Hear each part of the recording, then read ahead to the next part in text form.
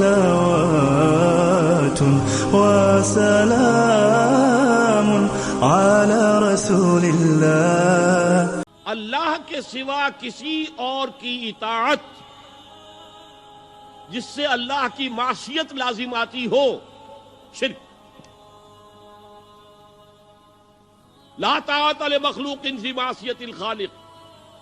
مخلوق میں سے کسی کی اطاعت نہیں ہوگی یہ اس معاملے میں جس میں خالق کی معصیت لازم آ رہی. ہاں خالق کے احکام کے اندر والدین کا حکم بھی مانو، اطاعت کرو، اساتذہ کا حکم مانو، کسی اور کو اپنا لیڈر مانا ہے اس کا حکم مانو، لیکن ناٹ بیونڈ. وہ جو سرکل ہے کتاب و سنت کا اس سے باہر نہیں. لا طاعت لمخلوق فی معصیت الخالق، یہ آپ الجبرے کے فارمولے کے طور پر اپنے سامنے رکھیے. اب اسے اپلائی کیجئے جیسے فارمولوں کے ذریعے سے پھر بڑے بڑے وہ سم جو ہے وہ حل کیے جاتے تھے سوالات. صبح کا وقت ہے، آنکھ بھی کھلی ہے، کوئی اذان کی آواز بھی کان میں آئی ہے. آپ کا نفس کہتا ہے ابھی سو جی. آپ نے اپنی چادر یا کمبل کو درست کیا اور کروٹ لی اور سو گئے. یہ کیا ہے؟ آپ نے کس کا حکم پیچھے پھینکا اور کس کا حکم مانا؟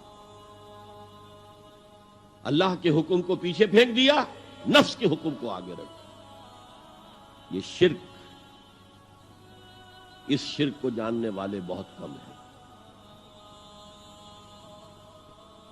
مولانا روم نے خوب کہا تھا نفس ماں ہم کم ترس فرعون نیست لیکن ایراعون نیست. میرا نفس بھی فرعون سے کم نہیں ہے. فرعون نے کہا تھا نا الیس لی ملک مصر وہذہ الانہار تجری من تحتی، کیا اس ملک مصر کی حکومت میری نہیں ہے؟ اور سارا جو یہ آب پاشی کا نظام ہے، انہار کا نظام ہے، وہ میرے کنٹرول میں نہیں ہے؟ جس کا چاہوں موگا کھلا رکھوں، جس کا چاہوں بند کر دوں. یہ تھا خدائی کا دعویٰ، انا ربکم الاعلی.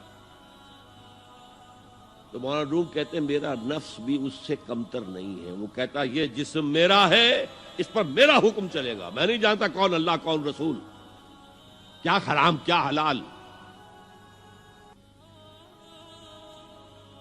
تو فرعون سے کم تو نہیں ہے میرا نفس.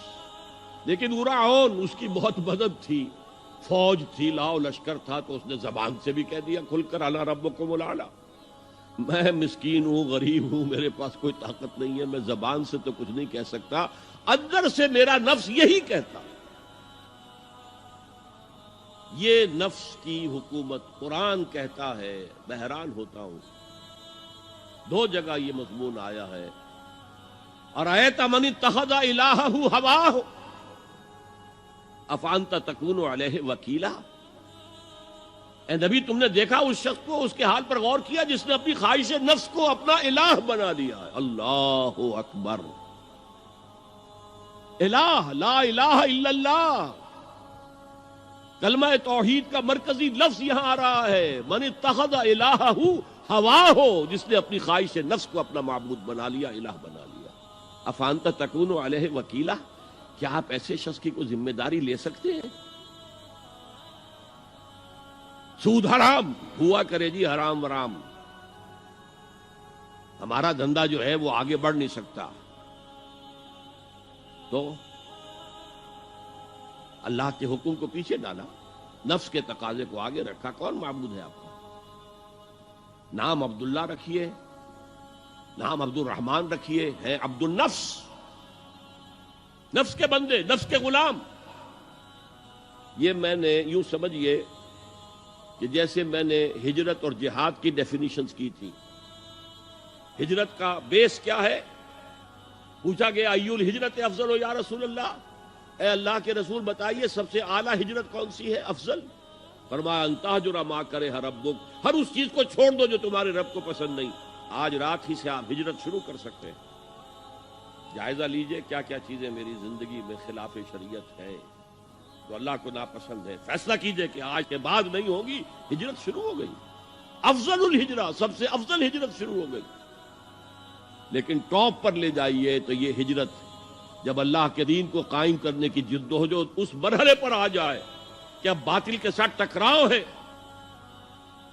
اور اب چاہیے کہ ساری قوت ایک مرکز پر جمع ہو جائے، ہجرت فرض کر دی گئی، وہ ہجرت گھر بار چھوڑ کر، اہل و عیال کو چھوڑ کر اور مکے کے بھیڑیوں کے رحم و کرم پر چھوڑ کر اپنے گھر والوں کو جو لوگ ہجرت کر کے آئے، حکم تھا۔ ہجرت مدینہ فرض تھی، ہجرت حبشہ فرض نہیں تھی، صرف اجازت تھی کہ جن سے سختیاں نہیں جھیلی جا رہی مزید وہ چلے جائیں۔ تو ہجرت کا یہ ابتدائی نقطہ، انتہا یہ جہاد، المجاہد من جاہد نفسہ، جہاد تو یہاں سے شروع ہو گیا، اپنے نفس کے خلاف جہاد کرنا۔